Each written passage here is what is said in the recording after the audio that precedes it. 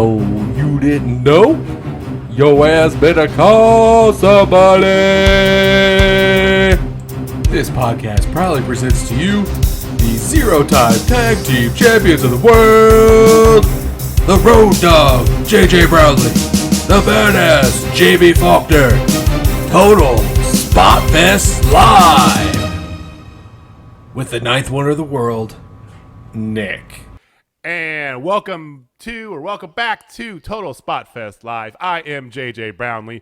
With me right over this way here is my co-host, Mr. Jamie Faulkner. What's up, my fellow marks?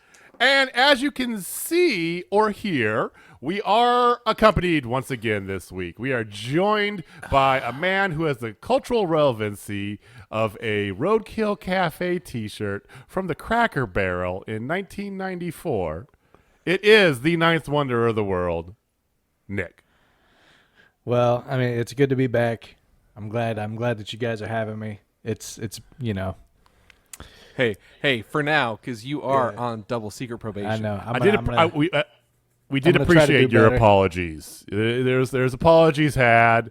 He no longer suspended, the ninth wonder is, but he is back with us here on Total Spotfest. Thank you guys for joining us on Total Spotfest. We do this every Tuesday and Thursday.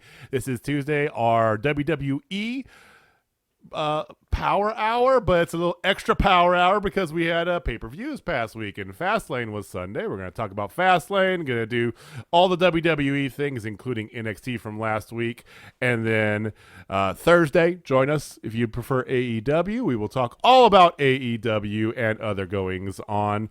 Gentlemen, how are you doing? Nick, how was life without us? Let me ask you that. Well, it was empty. I felt the big void. Right answer. Good. Keep it going. That's it.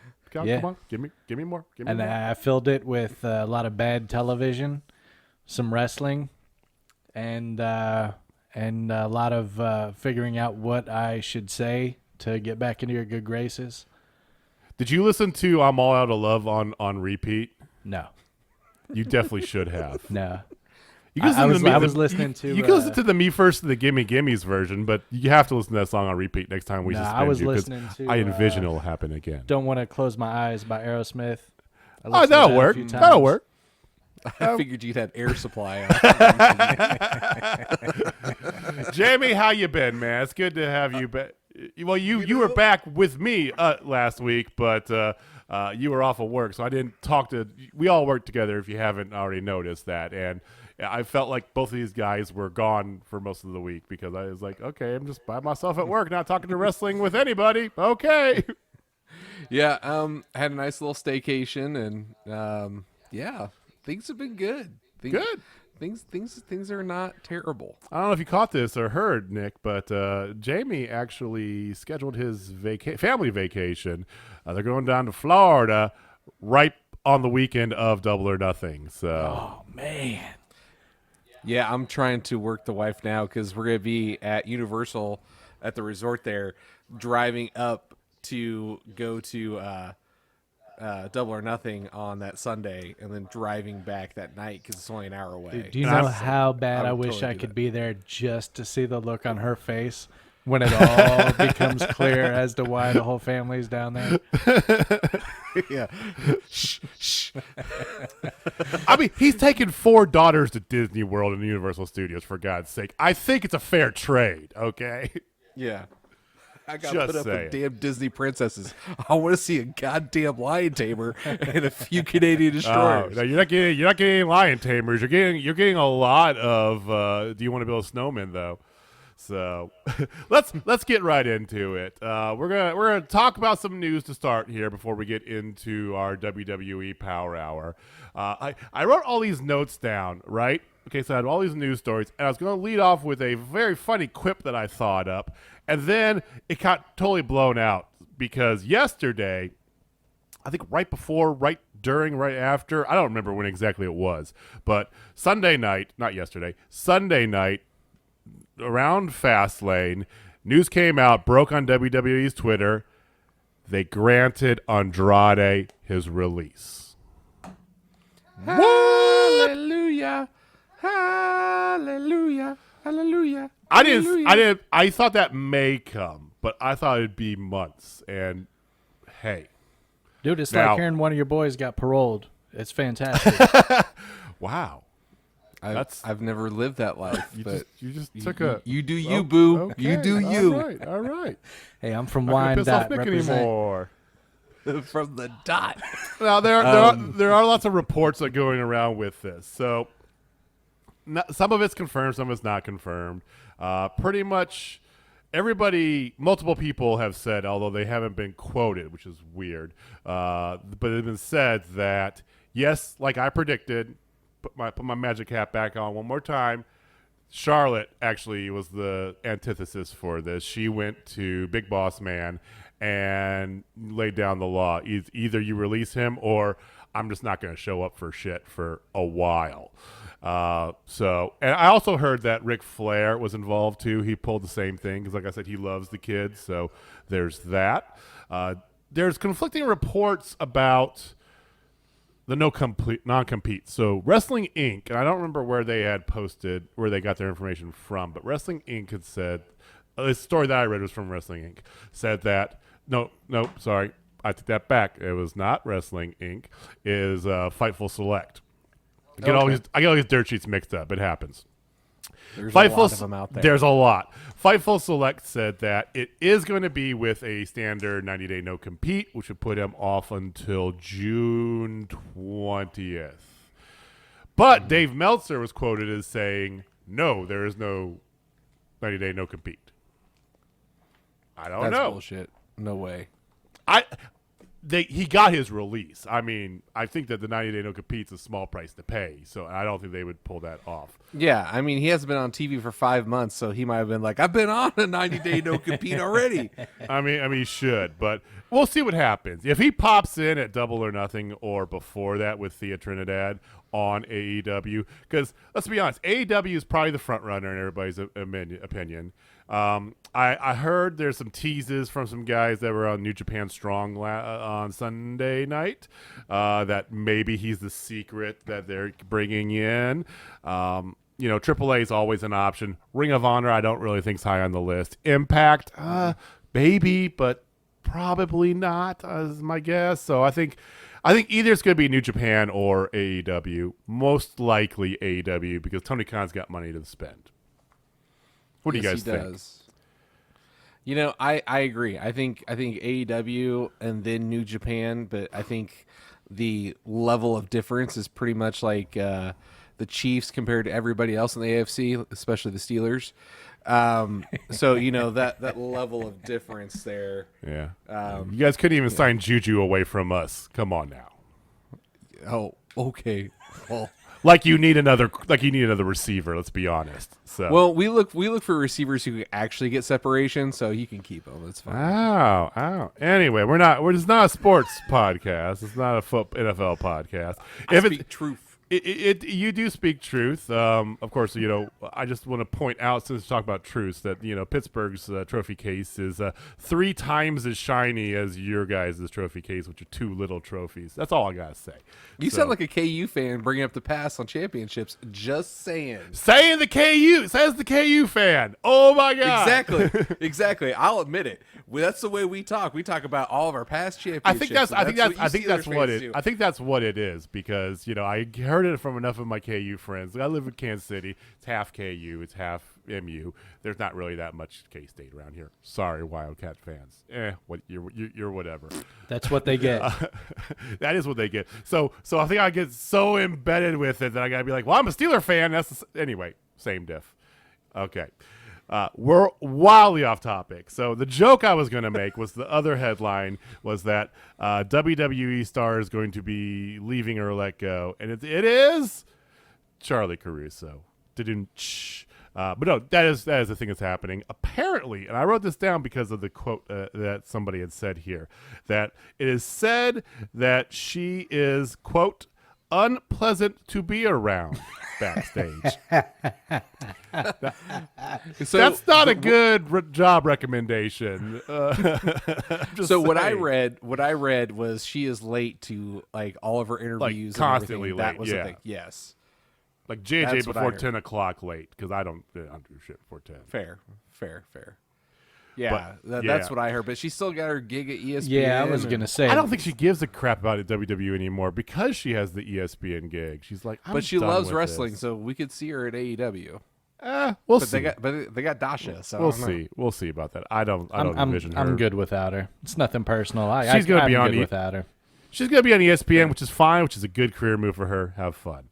The NXT tag teams may be vacated. Why is that?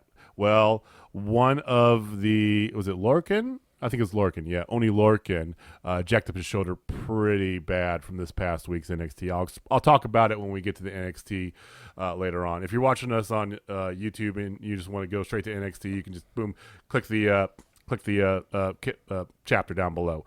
But he apparently may be so jacked up that they have to vacate their titles here, which the NXT tag team division is an awkward bag right now. Once again, we'll talk more about that here in just a little bit.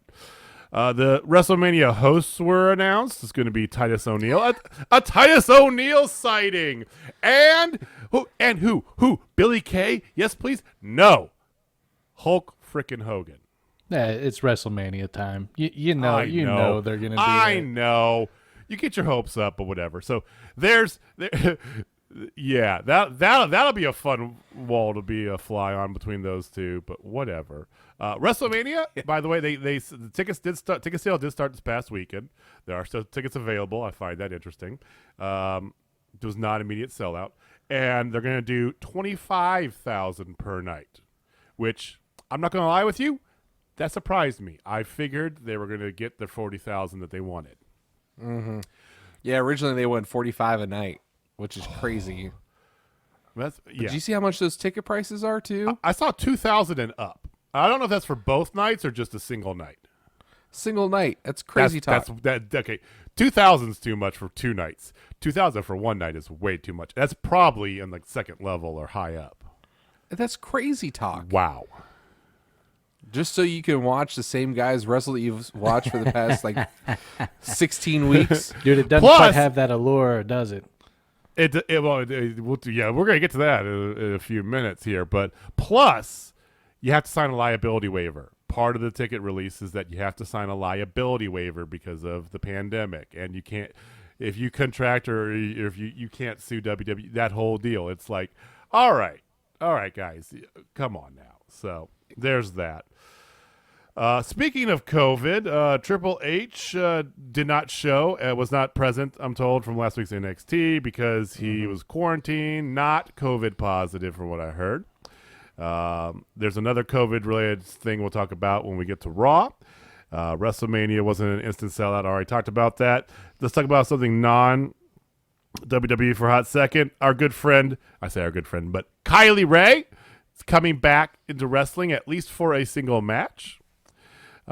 She's going to be she was the Warrior Wrestling something or another champion, and she's going to be defending it at their next event. I don't know what stadium it's at. It's at a football stadium somewhere in Texas, I think, or whatever. In Chicago. Oh, is it in Chicago? Usually they're down in Chicago. Texas. Usually they're down Chicago. south in Texas and shit where it's warm. But I guess it's warm everywhere now. But she's going to be defending it against Thunder Rosa, so that'd be fun. We don't know if this is just a one-off match. Interestingly enough, it was discovered she's still on contract with Impact, by the way. So there's that. And this is a sad one for you there, Jamie. But NXT star is going to be out a while. He has a wrist injury. Our very own Lone Star Kurt Stallion. Lone Star. Yes, I saw that. This is the first time he's ever had an injury in his professional wrestling career. Wait, that can't be right. His first Ever? major ever. Yeah, he's been durable. I'll say like so. like a Jeez. Longhorn down in the Lone Star State. No, he's out for a little bit. Shout out Journey Pro KC again. Give some love for them guys. They're the One day ones who soon, hopefully, expose we'll be us. seeing them again. So Yeah. well, let's get right into it then. So we're gonna get to Fastlane in just a moment. I'm gonna do a quick run through of SmackDown because that was before Fastlane. So this past Friday we had SmackDown that almost started off with a match. It was like they started off the show with just some bickering backstage between Bianca and Sasha, and then they have a match. So they're getting better at that. Maybe. We'll see. So Sasha Banks versus Nia Jax for the SmackDown Women's title. No Reginald, thank God. Nia sent him off to have a spa day, so he'd be nice and refreshed and ready for Fastlane. But as long as JJ doesn't have to see Reginald on his TV, it's at least a halfway decent night. So Nia was dominant for most of it.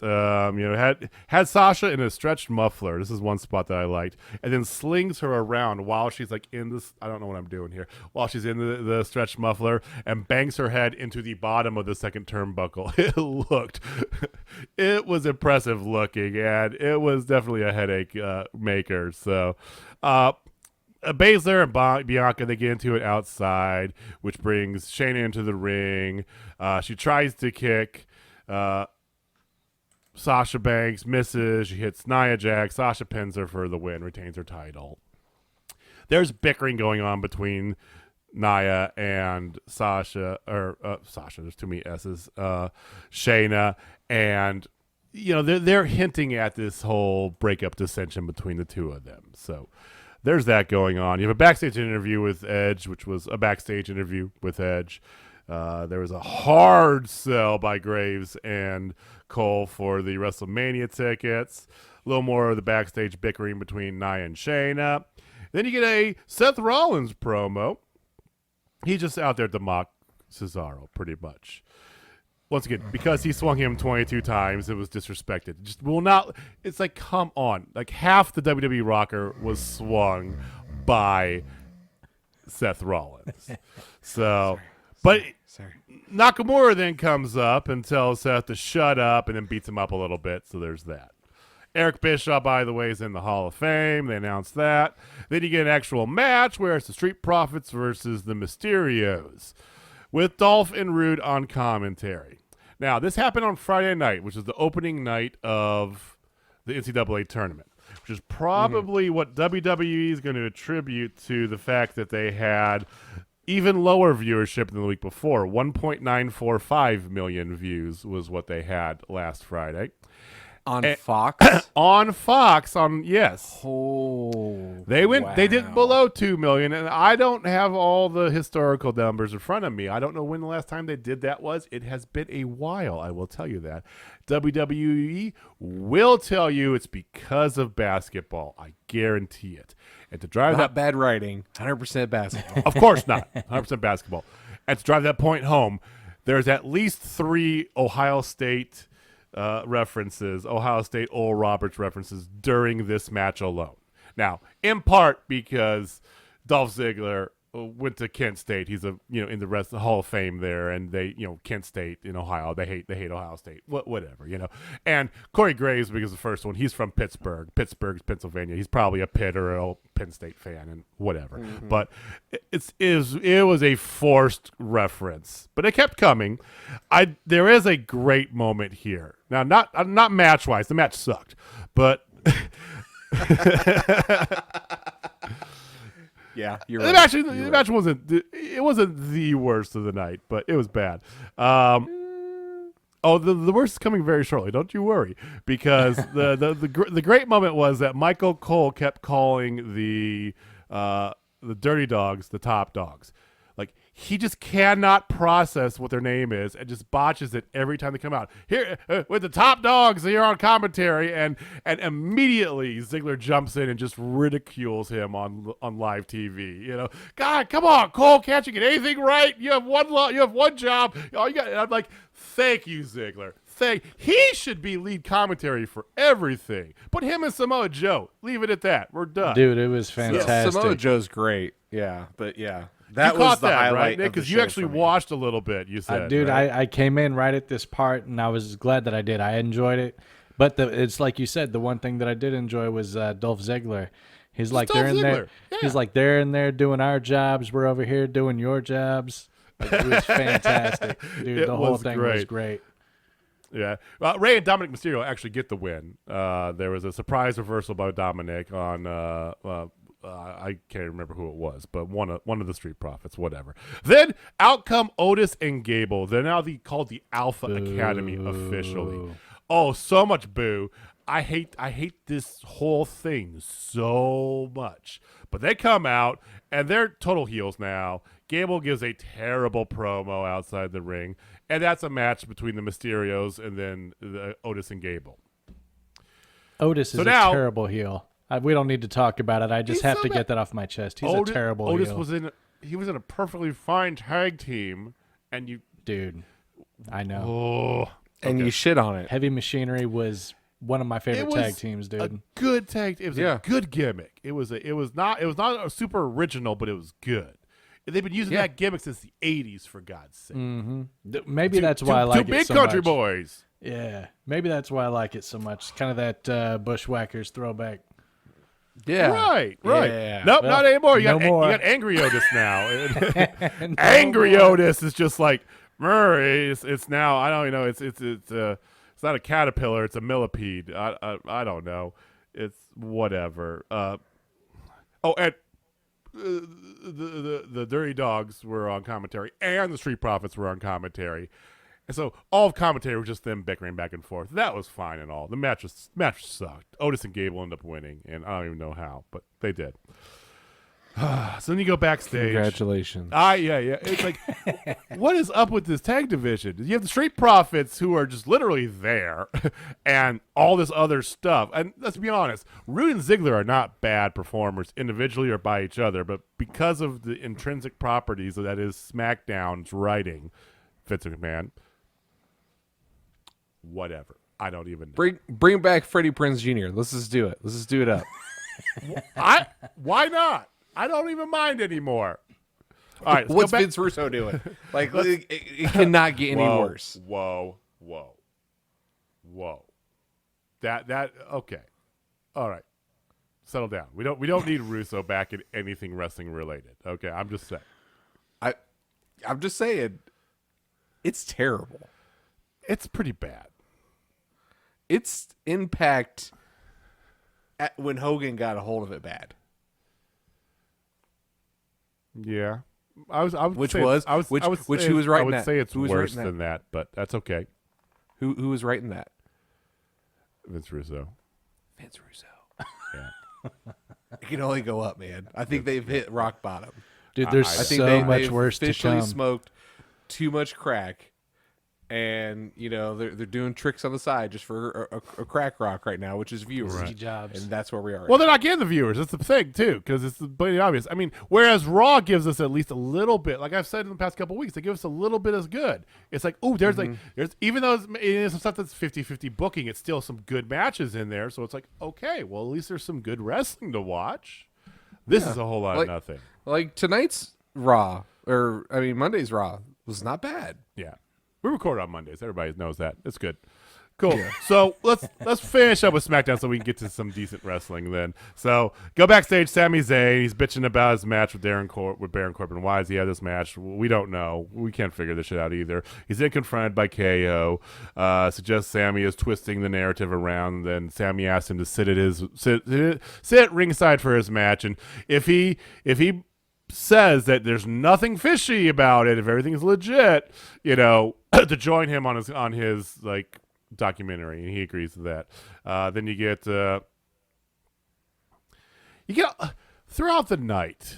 I'm sorry. Okay, so your main event is Edge, right? First time Edge has been on SmackDown in 10 years. If you didn't know that by watching this show, you either didn't have eyes, ears, or both, because every 15 minutes, they had to remind you that Edge has not been on this show in 10 years. And they keep playing back that, oh, God, I can't stand when they do this. It's the greatest of hits. Here's a going to and coming back from commercial. Here's an Edge match from 2014. Here's Edge teaming with Hogan to win. It's just like, yes, okay. You have a library of content. I get it. No one cares. Nobody really cares. So there's that. There's a Daniel Bryan promo. He's interrupted by Roman Reigns. He's playing this whole angle about nobody's ever tapped out to him, so you automatically know he's going to tap out somehow at Fastlane. But we'll get to that when we get to Fastlane. And then Daniel Bryan just hopes that Roman doesn't die after their match. Yeah, that's how they ended it. And I go, that took a turn. Even for you, Vince, that took a turn. That hopefully Daniel Bryan doesn't literally murder Roman Reigns while doing a yes lock at your pay-per-view before WrestleMania. Yeah, I caught that too. Your face is great. I just kind of. If you know, Jesus, this is, it's like, okay, I think we all know this. When you have that one kind of fart, you don't know if you can trust that fart. Yeah, that's what this is. Like, this is that moment. Like, he said, 100%. It's like, that was beautiful, Jamie. It's like, did he just shit himself? It was odd. It was just like, it came out of nowhere. Whatever. Then there's a very meta preview of Sammy versus Corbin. This was actually pretty funny. So it's a little like promo they whipped up for the show, and the announcer, whoever was the voiceover person, was like, "It's a match nobody asked for, the least anticipated match in SmackDown history." I go, "This is so meta right now! Holy shit!" Yeah, I appreciate the hell out of that because they were exactly right. And they were right. And we had the match. Baron Corbin won. He actually won it clean. Sami Zayn complained about it not being clean. And then he goes over to KO. KO's like, you're freaking stupid. And then he beats up KO with a haluba kick. They're going to face off at WrestleMania. You know it's coming. Fine. Again? They had it. I thought we did this like 3 years ago. We did this like, it was more, I think it was like 4 or 5 years ago, and it was a all-time, it was a show stealer, that match they had. Yeah, that was great 4 years ago. Now it's just like, oh God, really? Again? Another reverse. Now Sammy's the heel, and whatever. So Shinsuke versus Seth Rollins going to happen at Fastlane. There's a sit-down co-interview with Big E and Apollo Crews. Michael Cole just like immediately starts with stupid-ass questions. I'm with Bailey now. By the way, Bailey 100% absent from this show again. Yeah, I figured that out. Why? I don't know. There's got to be something going on there. I don't know, but Apollo's accent keeps getting thicker and thicker, and it makes me more and more pissed off at him. It doesn't get any better either. It's just more pronounced. It keeps getting worse, and then they both like, screw this interview, we're gonna go fight. So Big E finds a golf cart and drives around the Tropicana field to find Big E or Apollo. They eventually do. They fight, and then after a quick little like push shove, Apollo gets in the golf cart and drives away like a total heel, and yeah. So there's that. Also, remember how we opened up the show with Sasha Banks and Nia Jax, and there was like that little feud between Nia Jax and Shayna Baszler. That's okay, because Shayna's going to make up for it. She's got a match with Bianca Belair. This is the extent of your women's division, WWE SmackDown. So basically, it's just those four. I already said there was no, there's no Bailey. Carmella's vanished. No Riot Squad. Hey, Ruby. None of that. I don't even know. I don't care. I could whatever. It's a no contest. This match happened. There was stuff that went on, and yeah, it was a no contest because whatever. Then you get Edge and Jey Uso. The winner's a special guest enforcer at Fastlane. Daniel Bryan's on commentary. Edge looks extremely old. It makes sense what they're doing with this match at WrestleMania, which we'll talk about at the end of Fastlane, because he won with a weak ass spear. I mean, I hate spears for a finisher. I hate the spears. We are all in agreement there. If you're a fan of the spear for the finisher, tweet at us at Total Spotfest and tell us, because you will be probably the first person there is. I know there's some out there that are going to say they love it, but it's a terrible finisher. It's a setup move. It's a great signature move. It's a signature move at best. Finisher, never. The only time I liked it was when Goldberg did it in the late 90s as a signature move. That's the only time. It's a setup. Yeah. It's set up for the jackhammer. Yeah, it was beautiful when he did it. Outside of that, yeah, nah. Well, ladies and gentlemen, that is your go-home show. So Sunday night was Fastlane. Let's talk about Fastlane. Fastlane was actually not terrible like you thought it would be. It was some decent stuff in Fastlane. Mine's still buffering. Did you not hear about that? No, I didn't watch. I was actually able to watch on. Well, there were streaming issues with it, and you couldn't watch like some of it. You had to like rewatch it. Was that the Peacock streaming issues? The Peacock, the Peacock. That's ironically that's why they wanted to go live around right before Fastlane, so they could get a test in before Mania. Yeah, they failed. Self-fulfilling prophecy there. So, okay. Well, it opened up. If you could watch it, this is what happened. So in the pre-show, Riddle faced off of Mustafa Ali for the U.S. title. Actually, was a decent match. He still could put on a good match, as you could probably guess, and it was a pretty good match. It was Mustafa. It is Mustafa. I mean, come on. It is. I whatever. Okay. I'm still pissed that one way or another is completely wrong and potentially culturally insensitive, and that just drives me insane. Whatever. So Mustafa Ali. I don't think there's Riddle. anything WWE does that's culturally sensitive. I mean, shit. Look at Apollo for God's not sake. Canceled yet? How are they not canceled? Like the cancel culture would be all over, whatever they're calling themselves now. They're like the Koch brothers. Dude, of entertainment. that was a great analogy. Great analogy. They really are. So this was a good match. Ends up Riddle wins. He has a bro Derek from the second rope, which ends up getting the win. And then Ollie just goes off. He starts blaming Retribution for a loss, even though none of them stepped foot near the ring the whole time. They were very casual observers on the outside, but he blames them all for his loss, and they just starts yelling and screaming and stomping his feet like Charlie Brown. And then he goes to Mia Yim at first. And I'm going to say the names because as soon as he goes to Reckoning or whatever, Mia Yim, she just turns around and walks out on his ass. Then he goes up to Shane Thorne, whatever the hell his name is, Casey Jones. And then he is the same thing. Turns around, walks his ass out. And then he's just yelling doubly at Dio Madden and Dijakovic. And they both just look at each other, double choke slam, sit down double choke slam, which they had a name for it. It sounded good, but I don't remember what it was. But they do that. They leave him basically, beat the hell up. Retribution is either over with or they just kicked Mustafa out. Probably over with. Over with, I'm hoping. Thank you. And then they repackage everybody back to who they were. And they're original peoples. Yes. Yes. And maybe make Dio and Dijakovic an actual tag team. That's fine. Just because Dio still needs to work. That's great. Dijo doesn't. No. I mean, I would love to see, because it's now a possibility, Dijakovic and Keith Lee are both on Monday Night Raw. Keith Lee's been buried. Oh, yeah, he's so buried. Yeah, but don't worry, Dijakovic is T-minus WrestleMania away from getting buried anyway. But anyway, so Retribution blown up. Thank God for that. Show starts then, and you have the women's tag team title match. Shayna Baszler, Nia Jax versus Sasha Banks and Bianca Belair with Reginald. That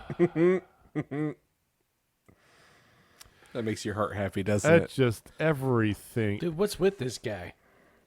He's just there. What's his He's function? not even there. He's featured. Like, he is the feature attraction whenever he... Did you hear my rant a little bit ago about the whole, Reginald, where I flipped my shit? Yeah, I enjoyed it. Oh my God, every time I see him, that's all I can think of, just dissension, whatever. So He is the Cameron Grimes. Oh, no, SmackDown. absolutely not. I completely disagree That's with you a there. great way to put that, Jamie. Cameron Grimes Thank you. Grimes is a fabulous wrestler, okay? Who's got So is Reginald. Have you seen Reginald? He can actually wrestle. I've never seen him wrestle. I've seen him flipping shit all the day long. I've seen him wrestle a women's match once. That's all he's. How is he a good wrestler? He's wrestled one women's match, and he's a man. Tear Totally Cameron sexist Grimes of you. up.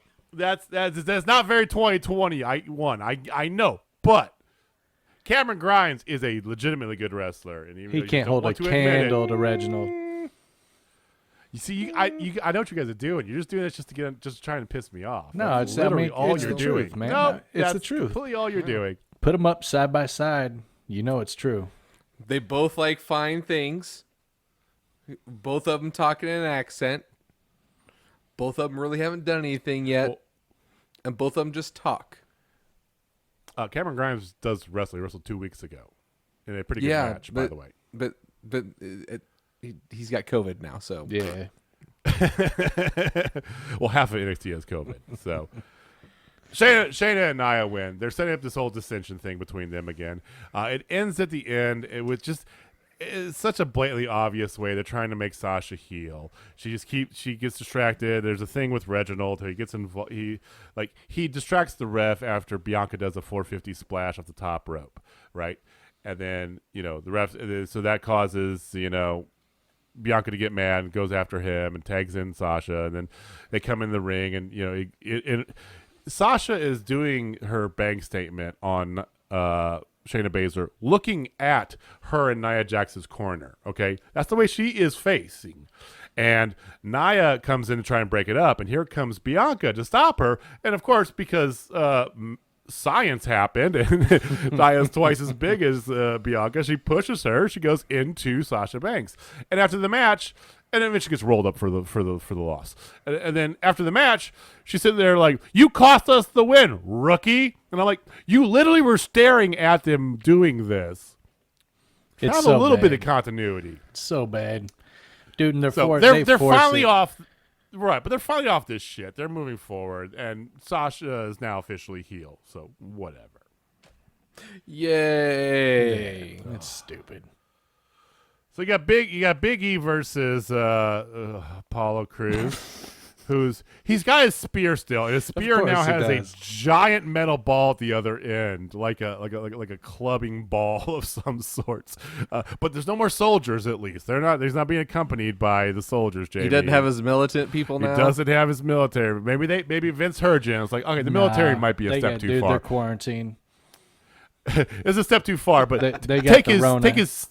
Take his spear and give the spear a giant ball on the other end. Whatever. This was actually it was a very short match. It was a sloppy ending. Dave Meltzer actually came out confirmed it was a botch ending. Big E was supposed to win. Big E did win, but it was very weird. It was like a small package reversal that led into another small package reversal. That it was awkward. But Big E won. He retained. We're not going to get any into this until Dude, there was WrestleMania one thing I or liked about this. SummerSlam. Who knows? And it don't get me wrong. Like, I wasn't cracking up or I wasn't, overwhelmed with how awesome it was. But one thing I did enjoy was Big E be like, "You asked for this ass whooping. You asked for this ass whooping." Then he went over to the ref. He went over to the ref and was explaining to the ref. He was like, "Oh no, he asked for this." I did enjoy that. There are a handful of people in WWE that the whole Thunderdome live fan thing is a benefit because of their personality, and Big E by far is on the top of that list. Love Big E. Like all of New Day, really. Like they are just as entertaining with nobody in the building as they are with True story. 20,000 fans. And that's a credit to the charisma. Absolutely. Absolutely. I mean, you ever listen to their podcast or watch anything on Up, Up, Down, Down with it? They are yeah. fantastic, just 24/7. So, all right. Well, that happened. You got a video package next with Shane McMahon. He's training and he hurts his knee. It is someone put on Twitter that night, and it very much is true. A side-by-side picture of him holding his knee and Peter Griffin holding his knee from Family Guy, because that was what it looked like. It was God, yeah. Exactly. So, and then Elias out in the ring. Elias auditioning to be a performer at WrestleMania. Like, who the hell else is going to perform? Like, come on, really? But he's I planning know somebody who could perform. Don't worry about that. Bad- He's Bad Bunny. no. No, stop it. Bad Bunny. Okay. So he's auditioning to Shane McMahon, which Shane just keeps interrupting him and says, "Oh, by the way, you're taking my place in the match." And here comes Braun Strowman, and Braun Strowman beats the piss out of Elias, and then there's that. You get Rollins and Nakamura up next. This should be a dream match. 4 years Should ago, be a dream match. 4 years Four ago. years ago again. Yep. This was 4 years ago. You know, put your depends on because you're gonna need them. But no, this was okay. It was a decent match still. I mean, the two of them still can put it together.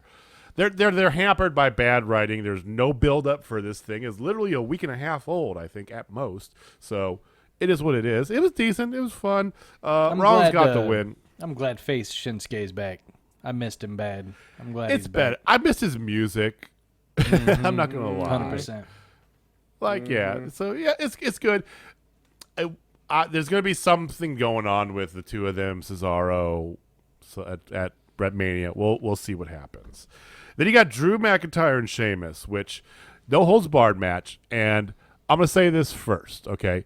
This was as good a match as you thought it could be. It is also the same thing I said for the same match that's happened twice in the past 3 weeks on Raw. Agreed. Yep. Because of Great that, my interest was just not really fully there for it because they gave it to me for free twice already in the past few weeks on Raw, and it was just as good. It was better in some regards. I mean, shit. McIntyre threw Sheamus threw a set of the Thunderdome like video board with peoples, you know? Like they got up on the second level, he threw them through two of those on below. They beat the shit out of each other. Did you see the Instagram post of Sheamus's back? Oh, all the bruises. His back was. Oh my god. He's stupid Irish white, so everything shows. But yeah. the Instagram post is like it looked even worse than it did on TV for real. Yeah, do yourself a favor and go look at it, everybody. Yeah. Especially you, Nick. Or if you prefer, just go down to your local grocery store and go to the beet section and look at some steaks there. Look at some. It's about the same. Yeah. Yeah, that's it. Okay. So McIntyre ends up getting the win. You didn't even talk about how he came out looking like Braveheart. Yeah, that was the best part of the whole I thing. missed that. Well, go. You talk That was about 100% that. the best part. Yeah. Best part of the It was whole all match downhill because after that. yeah, because yes, we've seen this match almost four times because they had the DQ one, and the best part of it was him coming out legit with a Braveheart face. I'm like, okay, he's coming for war. I like that. And it's like, oh, I get to see the same match I've seen for the 4 consecutive Here's why I weeks. didn't bring that up, because the whole William Wallace face paint, which while looked great, looked fantastic, fits his shtick. That's a thing you do at Mania. That's a thing you do at It's a good point, JJ. SummerSlam. If You think he wasted it? yes, absolutely. If Finn Balor came out on just a random random night as the Fiend in a match that's not for a title, Yeah. not the Fiend, the Demon. Yeah, sorry. I got you. The demon. Yeah. Yeah, we got you. We understand. So I liked it, but then again, it was for a match. Like you said, we've seen 3 times now in the past month. And You he's know got what? a main event match where Mania is all about the pageantry. Even those who aren't into wrestling every week like we are, can watch Mania every year and have a good time. And it's the escape, and you get into it, and you have the pageantry and the entrances and all this stuff, and that's where it belongs. That's my opinion. Can I? Yeah, do I it's have? more of a spectacle. Do I have permission to rant quickly? You always have permission to rant. I appreciate but keep it- that. as long as it's not about Cameron Grimes. Nope, asshole. not this time. Not this time. All This right, is good. this is gonna Go. be. No. We agreed Cameron Grimes is available, but Dexter Loomis is off limits. That's cool. We all agreed to that. That's cool. That's cool. Wait, so we did? this is going I to be a don't quick one. remember But I think you said a couple things there. Both of you did that. I think are really touching on something thematic with WWE. And JJ used the word interest a second ago describing a match, and WWE is uninteresting. and it goes into what Jamie was saying about us seeing the same matches over and over again, and that's nothing new. It's been that way for quite a while, but when I'm watching Fastlane, and don't get me wrong, I mean, I enjoyed it overall. I didn't feel like I wasted too much time with it, but you're watching matches that don't matter. They're building up storylines that we already know how it's going to end. Everything is in super slow motion. It takes 6-7 minutes just to get everybody in the ring, and then it takes an additional 3 minutes for them to stare at each other and make goofy faces, and then it takes 3 minutes in between moves for them. I mean, everything is just so drawn out, and the matches themselves are drawn out over weeks and weeks and weeks. And it's so the one thing that kind of stood out to me, and it wasn't a shocker. So I mean, it's not even enough to make me upset about it. It's just kind of an observation. Is this the whole thing was almost entirely unnecessary? Well, and It's a throwaway pay-per-view anyway. There you yes. go. That's yes. But you 100% knew who was going to win this match. Absolutely. Not only because they've done this match 3 times and you have the same winner every single time, but then they also announced the WrestleMania main event. There you go. Already. It's a worthless match. It doesn't. Why? Why even have the match? If I was Drew McIntyre, this is the real world, I'd be like, well, fuck you. I'm not showing up to that match. Are you crazy? Dude, think about I've how already done it many for 4 weeks. banger matches you could have if you would just cut out all the nonsense. You know what I mean? You Well, could have yeah, so but that's- much great wrestling in there if you But would just cut out so this much is a product. nonsense. But this is the product That's called AEW. Right, But that that's the is thing called is, AEW. this is a product. And I think a little bit we're a little bit harsh because you got to remember WWE Smackdown and Raw that is a product that's written for teenage boys. That's true. That's true. AEW No, and I to feel some extent foolish. NXT 2 are products that are written for 20 and 30-year-old boys. That's true. Yes. Damn Let's it. be honest, That's the truth of the matter. You know how to And cut to the core of me, JJ. I mean, it's fair is fair. We can still bitch as much as we want because we're lifelong wrestling fans. This is what we grew up with.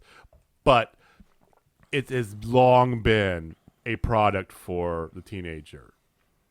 Yeah. So, and younger. No, I agree. And younger. And if I was a wrestling fan as a teenager now, I mean, I might like it. I don't know. Like my daughter, who's 14, hates it. She hates Raw. Mm-hmm.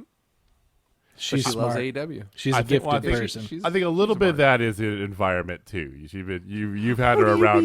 You've had her around wrestling since No she was bias for me. little bit. Anyway, it's a very astute point though. You make a very very astute point there. You're absolutely right. I mean, the moral of the story is this whole thing pay-per-view was pretty much unnecessary, except for the next match. Oh, no. So- Oh, no.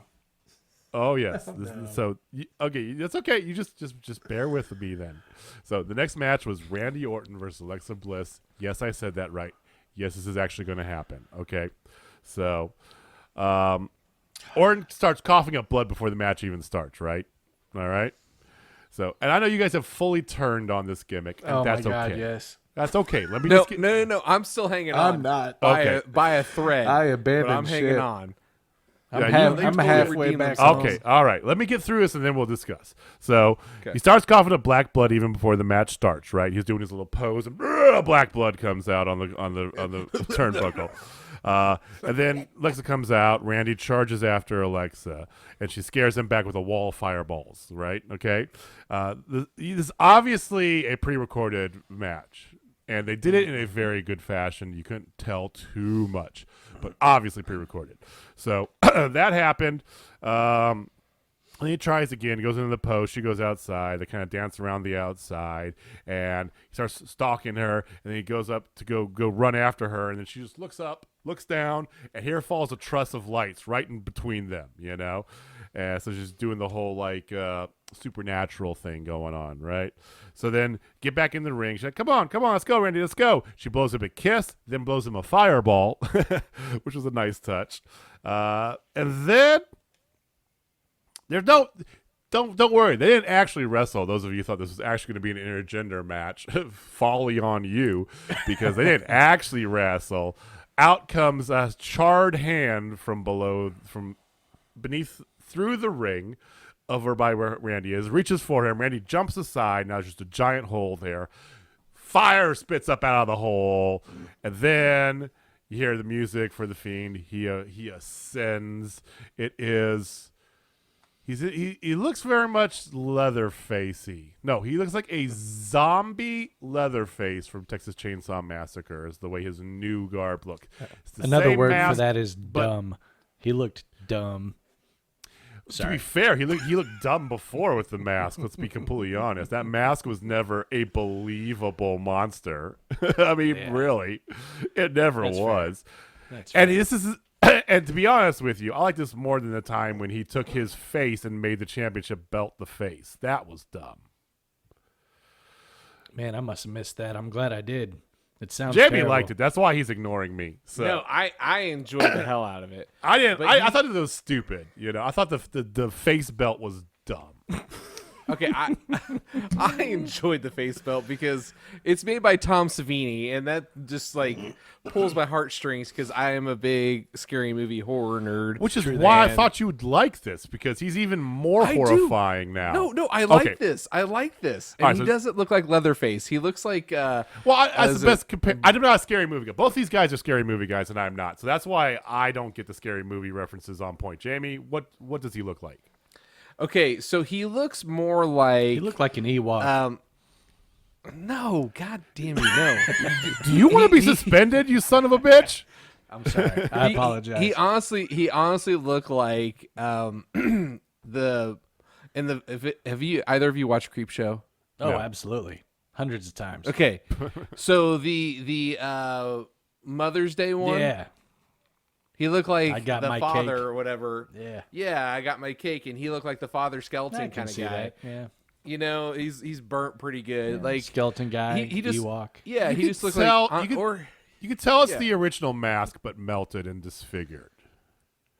yeah. So that's it the looked cool. That's the whole shtick behind this. Okay, whatever he actually looked like, that's what it was. And he had like a longer sleeve thing on because he had these fake like forearms and hands that were like the burnt, skin looking thing. So that was the whole shtick. So he comes out and there he is and grabs Randy. I think no, actually Bliss. Randy kind of steps back. Lexa, the one move she does, she pushes Bliss into the Fiend. Fiend does his sister Abigail, and then Lexa Bliss comes over and straddles Randy.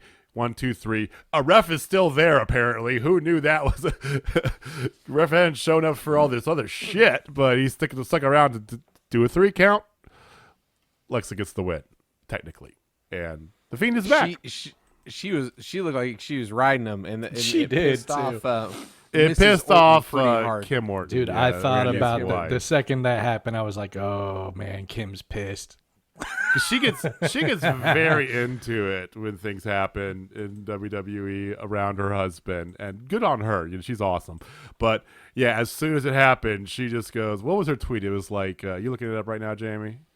Yeah, she's like, little girl, you done fucked up. Actually, I will. Which take led it to back. a lot of like Photoshop with like the Brazzers logo and shit. Okay, I think he looks more like the iconic zombie from Return of the Living Dead, the toxic one. Yeah, I like him. He was cool. Yeah. Yeah, he looks more like that. Thing is, like we haven't really seen him in the light. It's always in dark red light, and there was a graphic at the end of Raw that showed more what he actually looks like, and I only saw it for like a split second, so it's hard to really make it out because you can't really get a good look of it. That's kind of the point, I know, but anyway, the Fiend is back, so this I'm should excited. Slow burn as hell, but he's back. slow Dude, that's burn. the slowest burn I've ever seen in my life. Slow as hell. But we don't know what. I don't want to speculate, but Seriously, we think though, it's like because they suck, mathematically, but there what could do be we- some other stuff going on. Maybe he had a minor injury we didn't know about. Maybe there was some Yeah. stuff that caused the slow burn. Dude, I don't know. it's been. That's why I had me hanging on a thread. Like, this is going on too long. Dude, that's, it's been that's like where I 2 was. months. We've been watching the same segment for 2 months.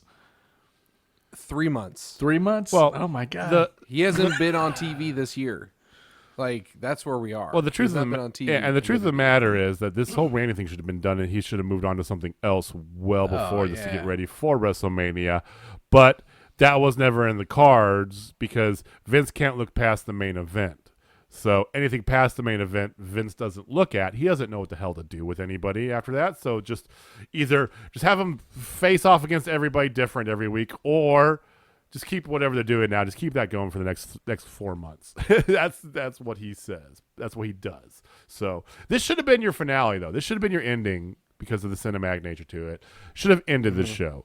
They didn't. They had the Daniel Bryan Roman Reigns match at the end. It should have been the one before that because the match itself was good. Actually, it was objectively a very good match. Roman Reigns, with this whole heel personality, is so much better than he was back in the whole, like, I'm wearing a flak jacket 24/7 days.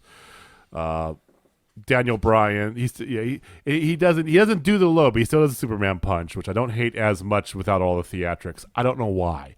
I just think it's, doing the ooh-ah and cocking your fist like it's a shotgun. That just drove me crazier more than the moves themselves. Although a spear as a finisher still sucks. They go back and forth. Edge is it's still done. Edge is a special guest enforcer.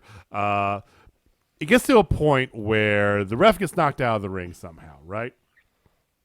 And Roman goes for a pin. Well, Edge is a special guest enforcer, so he steps up, comes in late. I'll give him that.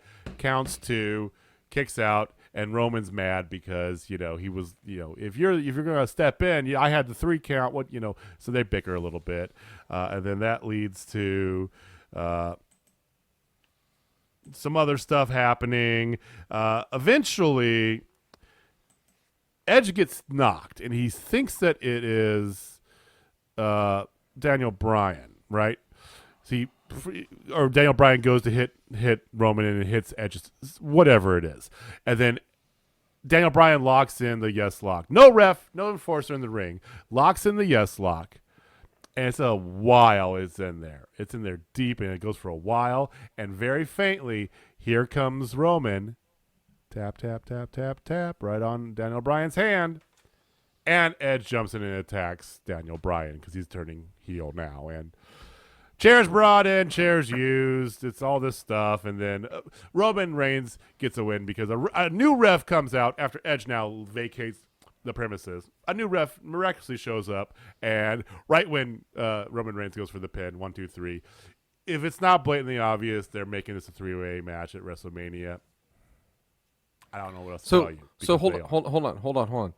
Roman Reigns didn't die? He did not to confirm. Roman Reigns is not dead. Daniel Bryan is a liar. Okay. That promo had me so worried about it. Yeah, it's one of those things. It's like, the ending of it was predictable to some extent. The whole thing, I never tapped out. He did tap out, but Edge got involved because the ref got hit. It just, the match up before that was just a very good wrestling match. And the very end of it, because once again, no payoff for shit. We know that Daniel Bryan, either this Friday or next, will be added to the match. That's the point. It's pretty much been confirmed by sources that it's because Vince McMahon didn't like the card for WrestleMania and wanted to fiddle with it. This is the match that he wanted to fiddle with. So, should have ended with, because there's reports that are out there that he doesn't think that Edge can put on a 5-star match. Oh, he's not wrong. With Reigns by himself. He needs another person there. Edge can't put on a 5-star match at his age, period. Especially if it's not going to be as cinematic as to be in front of a live sorry. audience. It is what it is. I mean, I'm sorry. I love Matt Hardy. Matt Hardy can't put on a 5-star match anymore. No. Total deletion, stuff like that. Sure, that's great, but that's not a 5-star match. It's cinematic where you can take breaks and shit. Yeah, that's not. This is in front of a live audience. No way. I don't qualify those cinematics for star ratings in my book because it's a movie you're watching. You're not watching a wrestling match. So fair. That was Fastlane, ladies and gentlemen. Nick, final thoughts on Fastlane before we move forward.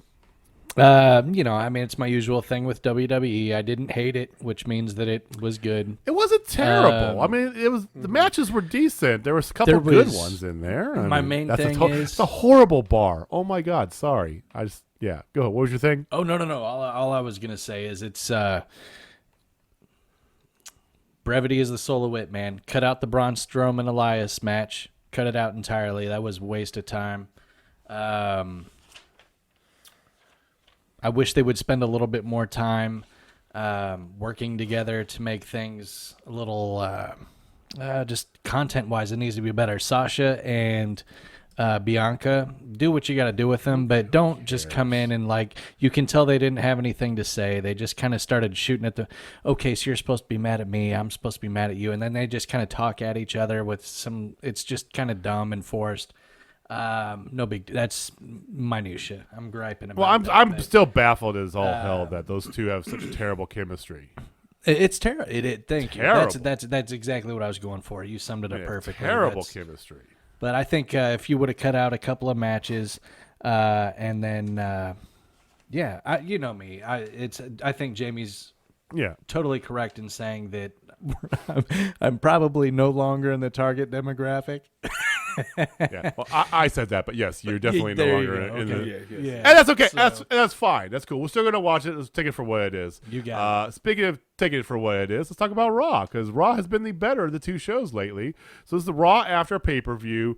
It's now fully in WrestleMania season. You're 3 weeks away. And if you didn't know that, all you had to do is watch this show so that people could be pointing at the WrestleMania sign, because it happened a lot in this show. But they actually start off straight off the mat with a match. So kudos. What? No promo. Match from the start. I don't believe you. Well, okay. If you don't count Bobby Lashley's new entrance, Black Thor, then yes, there was no promo. His entrance is stupidly his little interesting vignette. It's now got lightning that's superimposed within the arena, and then it's like a little. Which kind of looks cool. I'm not gonna lie, cool. it kind of looks and then cool. they do like a little video thing on your TV for Does he still have the same theme music? too long.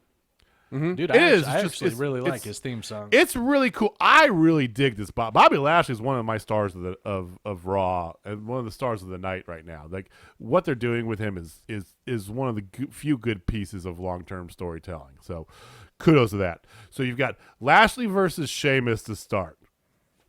And it was just like you could. Yes, we saw this last week. I know we did. And it was like last week. It was pretty much the same match. It was stiff. Stiff as all get up. There's no point to this match once again, but it was at least a decent wrestling match. Cedric Alexander and Shelton Benjamin came out to the ring. They didn't come out at the beginning. It's just him and MVP. But they came out like halfway through the match, and they get up there and they distract the ref and get up there and take a shot on Sheamus, and then Lashley and MVP get upset with them, because they're like, "What? We don't need you. What are you guys doing here?" So they're sowing that seed for the Hurt Business. But at the end of it, Lashley gets the win. Why are they so hell bent on destroying factions when they get hot? It's a great question, and I would never say that Retribution was hot, but yes, I don't know why. Oh, that one should have never been created. That is a Bruce Pritchard special. But yeah, no, I don't get know the seeds game plan for the Hurt Business, because that's the best damn thing they got going for them right now. And I love me some Hurt Business. I mean, the Hurt Business is not even in the tag picture for Mania. They dropped the belts last week. I don't know, but they're starting to sow that seed. So then you have the first little recap of the Fiend, Alexa Bliss, Randy Orton saga, and then you got one of 6, right? I skipped through a lot of commercials, so I skipped through some of those too because it pretty much was a commercial. So I was just like forward. I don't even know. I get why they're doing the recaps, but whatever. 3 hours is too damn long of a time frame. We've said that before. So next you have Asuka coming out versus Peyton Royce. And it's serious Peyton Royce. Her music's a little different. It's a little edgier. She's all business. She doesn't do her booty shake. Or she doesn't even smile. Nothing. Just going straight to business. And then while she's walking in the ring, oh no, it gets better. While she's going in the ring, they play her her killer promo from the Raw after show a few weeks ago. And yeah, like we figured, they just took that and made it into a storyline. So here you go. Here's her trying her best. These two just didn't have good chemistry. Everything felt like a bit off. Everything was like a second too slow. Like all the moves were just a little too slow. Not quite getting it. Just. And they're teasing this, they're turning Peyton heel thing, and it was whatever. There was a nice reverse of a spinning back fist into a widow's peak by Peyton Royce, but I couldn't get her the win. Asuka got the win, so she had her arm bar and then turned her over and flipped it into an Asuka lock, and there was your push, Peyton. Congratulations. That's all you get. How long was the match? Like 5 minutes? The match actually went through a whole commercial break, so it was about like a minute match, which Yeah, she got her 10 minutes of fame right there. There you go. There you go. And you know she's buried now because immediately after this match was over, here comes Rhea Ripley's music. Here comes Rhea Ripley. Finally making her debut. Here he comes. Oh, no, you're a little early. You're a little early. But sorry. you're a little early. So Rhea Ripley comes out of the match and immediately starts dogging on Charlotte. You know, little side hand jab to Charlotte, and then said she's at home recovering from COVID, which is true. It was announced earlier in the day. Charlotte said on her Twitter, I think, like a couple hours before Raw, that she got contracted COVID. But to my recollection, this is the first time on WWE TV that the word COVID was actually used. I don't know. I try not to listen. I know that for a fact when this all started a year ago, for the first several months through the summer into the fall, Vince didn't want to even acknowledge it publicly on TV. So nobody could say COVID or coronavirus or any of that. So anywho, I just heard that and I thought, if I'm wrong, somebody let me know. Tweet me at Total Spotfest. Let me know. But she then challenges Asuka, points to the sign. There we go. And you have the picture right there. That's perfect. Oh, my God. That is perfect. I might have figured that out. I think, you probably did. And Asuka accepts. So that's your Raw women's match for Mania. Charlotte's officially got COVID. So 2 weeks. She's out. Yeah, she's not making Mania. But whatever.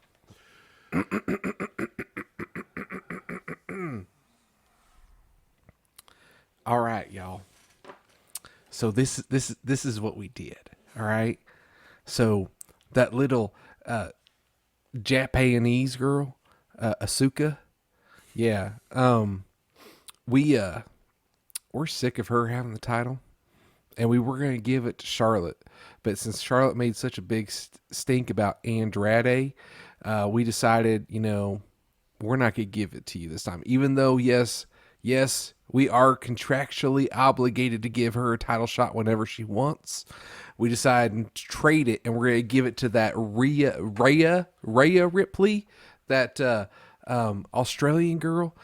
She's going to fight Asuka at WrestleMania, and she's going to take it from her because we're sick of that Asuka girl. I'm not gonna lie. When it first happened, I was like, okay, that's what I didn't check right away. I didn't know about the COVID thing at all. I immediately. Where's my acknowledgement, guys? I'm fucking Bruce Pritchard. You're supposed to acknowledge me. No. You didn't even say my word. first. No, I didn't. No, hell no. So my first thought was that you better be quiet. I'll bury Cameron Grimes. I'll do it. No, you won't. You love Cameron Grimes, Bruce. He's right up your alley. He's your type of guy. Admit it. Say it. Dude, he Say is it. up his alley. Say it. I'm not gonna Say say it. it because you won't say my name. So say my name. Say my name when no one is around you. Say, baby, I love you. wow. You've reached a new low, JB. That is Did a I? new Did low. Bruce Pritchard doing Destiny's Child. Yes. Dude, that's You're Wow. welcome. It was fantastic. I show would it. not give it that classification, but whatever. So I thought that too. Like when it first happened, I go, yeah, that's what you get. You step up, they do it, but they punish you, right? That's the way Vince works. But she had COVID, so okay, whatever. Well, whatever. Point being, Rhea Ripley's finally here in Raw. She's gonna challenge Asuka. She's gonna win the belt. She's gonna fight her for the belt at WrestleMania. I was right the first time. I know. I'm giving her 25 to 1 odds that she wins. You give me $1, and if Asuka wins, I'll pay you 25. You know what? I'll take that bet. I'll bet you $1. All right, you're on.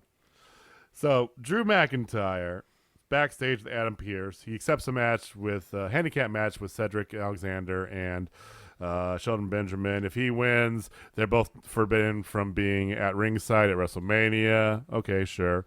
And then Miz TV happens, and this is all about them taking issue to Bad Bunny. He's Bad Bunny. See, I told you just to wait for it. I'm going to set you up for Bad Bunny being on the WrestleMania poster, and they're not. Which, yeah, that is kind of whatever. But they go on for like way too long dissing Bad Bunny, and then they say next week on Raw is a special night because they're going to debut their new hit song, a diss track called "Hey Hey Hop Hop." All about dissing Bad Bunny, basically. And they give us a preview, unfortunately, of a music video. Then they're wearing bunny suits, like legitimate like bunny suits. It was so bad. It even had some Spanish mixed in with like the lyrics. And I'm just like, I don't even know where we're going with this.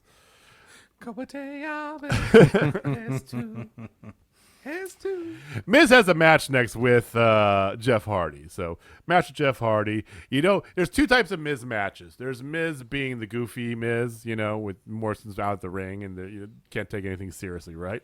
And there's Miz when he's going to try and he kicks Morrison out. He's by himself, and that's when he's a good wrestler. Which, hey, you got range, do it. But he kicks Morrison out, right? Because he's got something to prove now, right? Because he challenged Bad Bunny to a match at WrestleMania, by the way, right before the match started. A singles match, him versus Bad Bunny. And they go on, it's a pretty short match, couple back and forth, pretty much the Miz just, you know, whatever. He beats Jeff Hardy.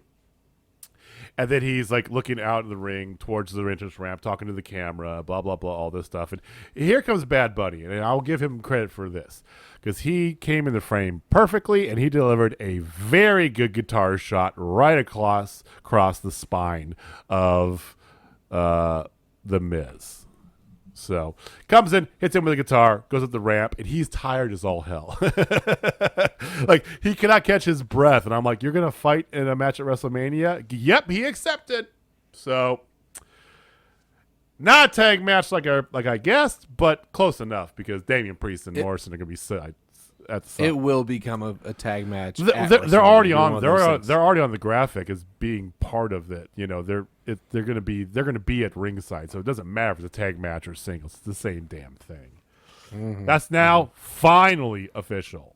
So, highlight of the night here: AJ Styles versus Kofi Kingston. Best match of the night, like you can guess. I mean, of course it was going to be. They have great promos beforehand. AJ Styles in the ring. He's just delivering. It's the heel AJ, the annoying heel AJ, right? I love that AJ. It's my favorite AJ. He's just so ignorant. And then out comes Kofi and Xavier Woods, and they just dive into it. And because Xavier Woods' big thing, he's pushing for it to be the next king of the ring, right? And so they start off, and Kofi goes, "My good friend, future king," and he goes to like this British accent, "Future King Woods," and he stays in a British accent the whole way through. It was great. Oh, that's great. Yeah, it was so good. So, like you can expect, it was fantastic. The match, the ending was a little bit whatever. There's a big AJ was getting ready to do a phenomenal forearm, and again, Xavier on the outside like blows the trombone a little bit, or does a slide and distracts him, and almost comes around the outside, starts chasing him off, and then while he's kind of like slowly chasing him off, he goes for another phenomenal forearm, and Kofi catches him, reverses it into an SOS for the win. So this is the best match of the night. It was a good match. If every match was this, oh my God, Raw would be so much better. But so Omos, he's wrestling at WrestleMania. Yes, his first match. You will know this better than I will. Has he wrestled on NXT or anything? So his very first televised match is going to be WrestleMania? His first non-behind-the-scenes practice match is going to be at WrestleMania, yes. Dude, he's gonna be the next Eva Marie. You watch it. Well, we'll see what happens. But more than I mean, luckily, because he's a literal giant. I mean, he has a little bit more. Tall. He has a little bit more leeway to get away with some things, But we'll see what happens. We'll see. It just scares me that a guy's very first match is going to be at WrestleMania, because every time that happens, it's not good. It doesn't work. It's well. not good. Like, it's never good. Very first match is at like, okay, so if we can go down the WCW train, Glacier's very first match was at a pay-per-view. Holy shit! Yeah, Kiss Demon's very first match was at a pay-per-view. Mm-hmm. Like, I could keep going. Shockmaster's very first match was at a pay-per-view. Nick's favorite. I appreciate the drop. Did you order that sticker? I saw that Pro Wrestling Tees had a Shockmaster sticker available. I haven't, but I need to. I sent it to you. I'll text it to you again. I am rocking my 1992 Oh, SummerSlam. that's so nice. That's awesome. It's got the bulldog on there and everything. It's great. So yeah, let's plow forward here and get through this crap so we can get to NXT. We still got to do NXT. Like I said, I'm sorry this one's going to run a little long, folks, but we had Drew McIntyre facing off against Shelton Benjamin and Cedric Alexander. The very, very, very last spot was fantastic. Rest of the match was whatever. It was just a squash pretty much. But it was it wasn't really a squash. I say that. It was just short, Cedric and Sheldon had some good moves, and McIntyre could work with pretty much anybody. Give him the credit. That's what he does. He is that good. But he does this just stupid Claymore on Alexander. Like, Alexander could sell so well. He has a Claymore on Benjamin, then bounces off the other rope, and does a Claymore on Alexander, and Alexander does the whole thing where he jumps into it, so he flips forward, a full rotation. It looked so good. Oh, McIntyre won, so they're banned from WrestleMania. The side being on the sideline at WrestleMania. Then you have your obligatory second women's match of the night. It's Mandy Rose and Dana Brooke versus Shayna Baszler and Nia Jax with goddamn Reginald. And to make matters even more stupid, you have Lana and Naomi on commentary. And I've never clamored for Michael Cole to be on commentary more than I was after hearing Lana and especially Naomi on commentary. They are not good on the mic. I did not know that. Wow, they were bad. Well, Lana was actually good on the mic back in the Rusev days. Lana was okay, but she was trying to play stuff to Naomi, and it was like you're throwing a tennis ball in the air, and you're giving somebody a tennis racket that's actually 3 times the size of the regular tennis racket, and you're just saying, all you gotta do is let the ball hit the racket, okay? I'm only putting this like 3 feet in the air. All you gotta do is let the ball hit the racket somewhere on the racket. And they whiff every time. That's what this felt like the whole time.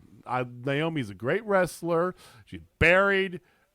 Not going to get into that. But, oh, my God, her commentary was so bad. So bad. And I keep going on this because the match is pretty much forgettable because the focus of the match was either the commentary or goddamn Reginald. He got into the ring at least 3 times, did jumpy, spinny shit, all the parkour all over the place. Hardcore parkour. As you can imagine, it ended up being what led to the win by Shayna and Nia. He got up there and did some parkour and it distracted the ref, and then I think Mandy Rose went after her, and then that led to it. Just stop this. Stop. Take the belts off them. Reginald's so amazing. Like, can we all just take a moment to just reflect on how amazing he's not. Reginald You're is? only doing that because you know I hate him and you're trying to get under my skin. You're blatantly obvious. Your daughters have rubbed off on you, Jamie. That's what's happening now. JJ, I mean, let's just He's stop turned and into a think about this 13-year-old for a girl. minute. He has. Let's just think about this. If he were not such an integral part of WWE, he would not be featured so prominently. Here's the thing: is I know for a fact that both of you can't stand Reginald. You are literally only doing this as showmanship for our audience here on YouTube and on the podcast. You absolutely are. Don't fucking lie. Never. You are. I would never. It's just Never. it's the way I feel, JJ. Absolutely It's just the way I feel. are. You absolutely are. I'm getting you both Cameron Grimes shirts for the summer. Reginald's the wind beneath my wings, man. Like, if I never blew up at Reginald, you would be on this board just with me. But because you can find an angle that you might be able to promote, you're like, let's fuck with JJ. That'd be great. So, he's not. He's terrible. You know he's terrible. I know that you know he's terrible. That's all I need. He's had more screen time than the He gets more screen time than every other women's performer. Let's be honest. He is the king of the women's division. Well, maybe that's his angle, and that could be a great angle. Not maybe. That is his angle. Because what else has he been in? What else has he done? I mean, since I care about you, JJ, when the time comes, I will refrain from saying, I told you so. All right. I will not. I'm going to laugh my ass off when you guys finally give up this shtick and join me on the Reginald hate train. So, okay. I'll do that as soon as you join the Cameron Grimes hate train. Oh, no, because I legitimately like Cameron Grimes. Okay, I'm not lying about that. I decided like just 15 minutes ago. I legitimately like Reginald. I know you did because I legitimately do like Cameron Grimes, and it's okay. But anyway, that's fine. Let's move on. So, quick look at Alexa's Playground. I'm going to fuck up your AEW chat on Thursday. I am going to fuck it up so hard, Jamie. I'm going to throw everything out there. You're not going to believe who I've turned on. That's how much I'm going to jack this up.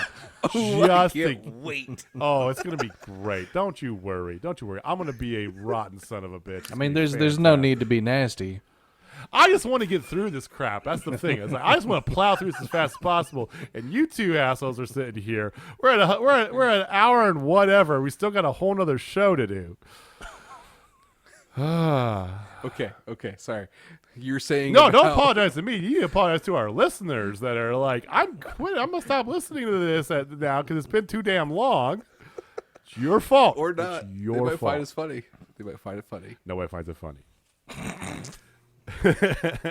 So, all right, Alexa's Playground.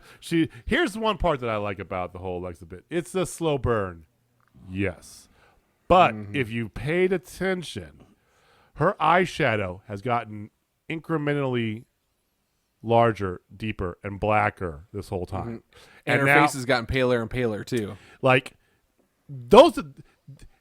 This doesn't happen on SmackDown. Like none of the stuff on SmackDown is this stuff through, but there is just these little tidbits of good long-term storytelling that give me some bit of hope. So there's that. Elias ready to play a song again with gimpy Shane McMahon by his side. They play their song that they co-wrote. It's called Braun is Stupid. The song is stupid. Yes. This feud is stupid. Yes. It's everything stupid, pretty much. Braun Strowman comes out. He's got a rematch against Elias because it's stupid night. I don't know. Why not? Right. Yeah. He smashes him. Oh, by the way, you know when he goes outside and does a little like run around thing? Yes, I noticed this too, and I was like, this is dumb. It has sound effects now. Yeah, he's a big choo-choo train now. I don't think that the idiot that is Bruce Pritchett or Vince McMahon or anybody else that actually runs this crap realizes how much this whole feud is going to get booed out of the building with live people are really there. I don't think they really understand that. They think they're selling this as Shane's the big bad and everyone's going to... No, they're going to boo the shit out of this thing. Oh, by the way, it's a match at WrestleMania now because Shane revealed that his knee's fine. But it's going to get booed out of the building, and I'm going to laugh my ass off. Yeah, I want to just state this for the record real quick. I don't want any other WWE wrestlers to go over to AEW. We're at capacity over there, and anybody that got left behind, I'm sorry. I disagree with that. There's Seats one taken. that I want. You only want two. You want Ricochet's all you want. I would allow Ricochet. Ricochet. That's it. Well, what about Andrade and Thea Trinidad? Andrade and Thea are technically not Okay, WWE wrestlers I would take as all of three this of very those, moment and then in that's time. it. Okay. What about AJ Styles? No. Cedric Alexander. Come on, okay. Yes, I would take Therein lies the problem. There is shit tons of talent, not just in NXT, stockpiled, just sitting there. I Aleister guess Black, a better we way didn't to even put it. mention this week. Oh, the man. Aleister Black not getting, come He's on. AEW material. Let me put it this way: there was a time where I loved Braun Strowman, and I did too. It's just the moment passed. The thrill is gone. It's what they do. It's like oh look, there's It's a dead not horse. his fault either. That's what's sad about it. No, Anyways, and I you digress. can't fault him for No, it. it's not. It's not his He's fault. collecting a paycheck, a pretty decent paycheck from his last raise, apparently. Yeah, that's true. I mean, if I was him, would I take that money and probably sure. I'm not gonna lie, I probably would. Hell yeah, I would. Yeah, you want to pay me millions of dollars to run around with choo-choo sound effects going on? Choo choo, motherfucker, let's go. I mean, yeah. Let's go.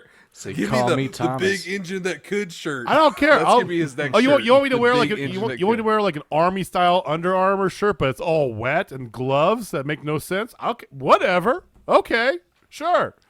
So, then that was the last official wrestling match of the night. We end the night. They do a quick little run through of Mania, breaking down what's going to be on what night. So first night is going to have Lashley and McIntyre, Sasha and Bianca, Miz and Bad Bunny. So those are confirmed for night one. Then there is a fantastic botch that happened in the middle of this. The graphics just got screwed up, and you could tell that Byron was just getting flustered, and I was laughing my ass off as a guy who does graphics and stuff, I was just laughing my ass off. But night two is going to have Roman and Edge, of course, and Daniel Bryan one day soon, and Asuka and Rhea Ripley. So that's what's been split up thus far. We'll get more later on. Ends the night with Randy Orton coming out the ring to summon the Fiend.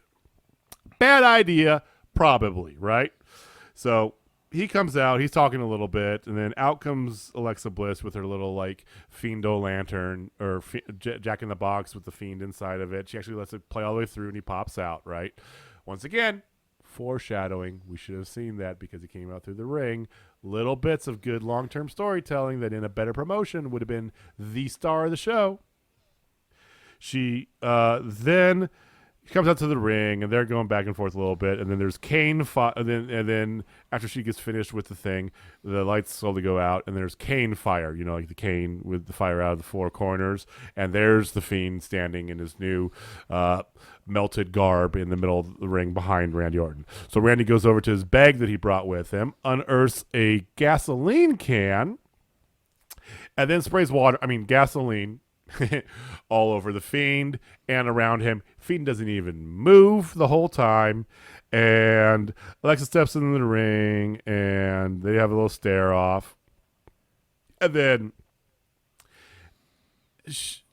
I don't know how some other stuff happened. I don't remember exactly what transpired to it, but it led to the Fiend giving a mandible claw and then a Sister Abigail to the Fiend, to Randy Orton, and then Alexa Bliss points, Of course. at the Why WrestleMania not? sign.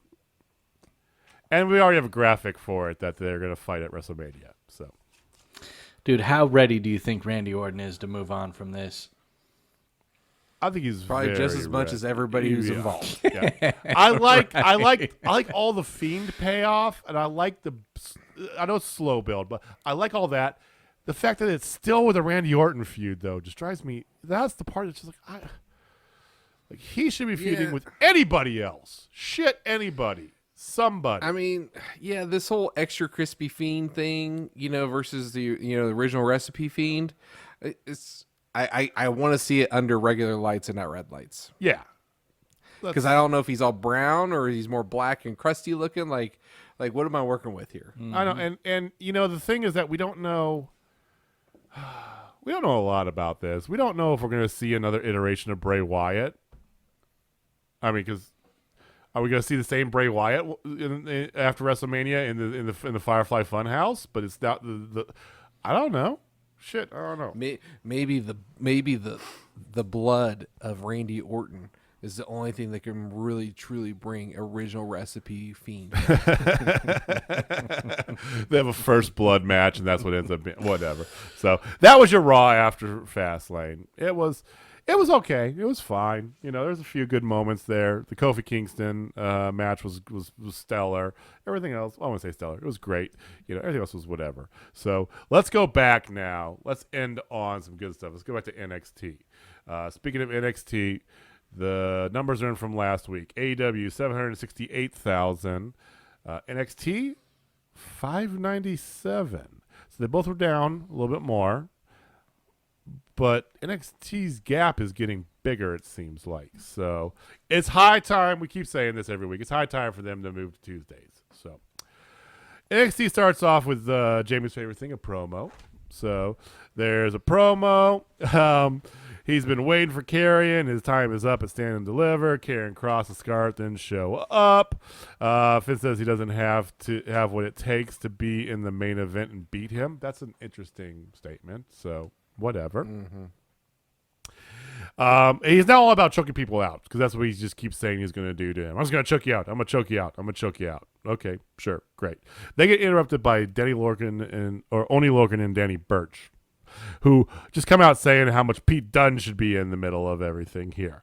I want to take this moment to just remind you too, as well as all of our viewers, that there was yet another COVID outbreak the week before, just before this NXT. That's why Triple H wasn't there. Apparently the show was run by Shawn Michaels and somebody else. And there's a bunch of stars there that got changed and altered and moved around because of either positive tests or quarantine, contact trace, whatever. So this show was a little disjointed, and that is legitimately why. That is the answer. There's no no, that is why. So it wasn't the greatest NXT show in the past little bit, but that's okay. It's understandable. So so they're talking about Pete Dunne, how he should be the one charging them. Scarlett then says that they should put their tag team titles on the line against Karrion Kross and Finn Balor later tonight. Random. Yeah, it sounds like it's like some asshole from Raw is now writing for NXT, but whatever. Hey, what did you call me? So we go straight from that into a fantastic match with Austin Theory versus Dexter Lumis. And that was a great match. That was such a good match. It was good. It actually was a pretty decent match. It wasn't a super long match. I did catch the very beginning that Lumis is from Recluse, Wyoming. Recluse. I'm not sure if it's a real place or not. I don't think it is. I think it's fantastic. By the way, Nick, I do want to say, you talked about your hate for him a few weeks ago. And I know you've kind of steamed up a little bit from his hate, but you talked about his hate for him, about how he was dragging his dick across the He doesn't. He actually gets up, he's on his hands, and his knees are what are drug across the floor. So I stand corrected. Take that. Yeah. There's that. I mean, It's the same effect. Unless he's packing some super heat. Duly noted. It's just his knees. Yeah. So interesting thing about this, I mean, the match is fine, it's whatever, but about 3/4 of the way through it, Lumis kind of offers his hand, helps up Austin Theory. The whole angle is that, and Johnny Gargano and Candice LeRae and Indy Hartwell aren't there. The kayfabe, the reason is that he's got to do this on his own. Theory does, but during the match, Lumis offers his hand to help up Theory at one point in time, and then Theory overreacts, starts hugging him. You do care about me. You do care about me. Well, that just led to Lumis doing his little choke out thing, and then boom, he gets the win. So. By the way, I did love Indy's tweet immediately after that. I just put so jealous of Austin right now. Yeah. It was the picture of him when Lumis is like stroking his hair. Stroking, like holding his head in his lap, and it's just And so her thirst trapping Lumis is by far one of my favorite things on Wednesday nights, including AEW. Let's not lie, it's great. So there's a Ciampa interview backstage who indicates that Imperium took out Toothless Timmy. We know it took out Toothless Timmy. It was a virus of some sort. And he also indicates that Alexander Wolf, that something happened to him because he's the one who did the taking out. And anyway, that kayfabe explains why they're not going to have the tag match. He's going to face one of the Imperium guys later on tonight. Okay. So, Adam Cole promo. The Adam Cole stuff tonight was great. So on point. It was great. Which is amazing. On the same night that his girlfriend delivered the best wrestling match I think I've seen this year. And I'm going out on a limb now and saying that. I wanted to get time to sink in from last Wednesday. Yeah, same. I watched it again. I did too. But I want to let it sink in. And right now, it's the best wrestling match of 2021. Best wrestling match, women's match by far of AEW's history. And it's up there. It's, if not the best, it's the top 3 best, Dynamite matches there's been. It's probably a top 5 AEW match. So I'm right there with you, and I will actually say it is the number 1 Dynamite match of all time. And the only reason I'm not putting it there is because I haven't really checked to see what it's up against for Dynamite matches. But it probably is number 1. So anyway, on the same night that happened, he was fantastic on NXT. So he has a promo. Kyle O'Reilly, then he pre-played recorded video comes on the screen. Because he's calling out Kyle O'Reilly. He's not there. And then, he doesn't come out, but William Regal comes out and tells Cole to basically sit down and shut up, one of those things. And then there's a Kyle O'Reilly video on the screen and pre-recorded. And Kyle is just like, it's almost like he's starting, you can see him start to lose it, right? Mm-hmm. And he's like, I don't know what I'm going to do. It's weird because I know where you live. I know where you buy your video games. He pulls all this meta stuff out and is just going into town about how he's going to get him. It doesn't matter where. It doesn't matter that if it's in a wrestling ring. It's just very deep stuff. And the interplay between Cole and William Regal was just as good, I think, during this match. So that was the first Cole bit. There's more to come with Adam Cole in the night. So then you get a quick interview with Ember and Shotzi. They get interrupted by the Robert Stone brand, challenge them for their tag titles. So next week you're going to have Ember and Shotzi facing off against Jessica Kamea and Aaliyah. Legado del Fantasma then comes out. They have a match against the Breezango. This was a very good match. This was one of the reasons that NXT is still kind of that differentiation between them and the rest of WWE, because this match was non-stop. This felt like a Young Bucks match from back when they were feuding with the Machine Guns in TNA. It's just like, here's the bell, go, go, go, go, go, go, go, go, go, go. I mean, it's just back and forth, spot, back. Would you say it was a total spot fest?